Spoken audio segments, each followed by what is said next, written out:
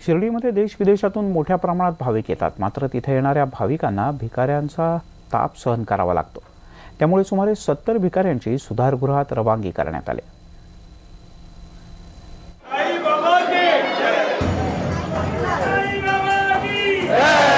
शिर्डीमध्ये साईबाबांचं दर्शन घेण्यासाठी मोठ्या प्रमाणात भाविक येतात।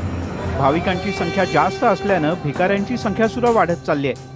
अनेकदा भिकारी भीक दिल्याशिवाय पिच्छाच सोडत नाहीत। या आशयाच्या तक्रारी वाढत चालल्यानं प्रशासनानं आता कारवाई सुरू केली आहे। पोलीस, नगरपंचायत आणि साई संस्थांनं 70 भिकाऱ्यांची सुधारगृहात रवानगी केली आहे। शिर्डी शहर भिकारीमुक्त करण्यासाठी यापुढे सुद्धा ही कारवाई सुरूच राहणार आहे। एकंदरीत शिर्डी मंदिर परिसरामधील 37 पुरुष आणि 33 महिलांना आपण भिक्षेकरी महिलांना ताब्यात घेतलेला आहे।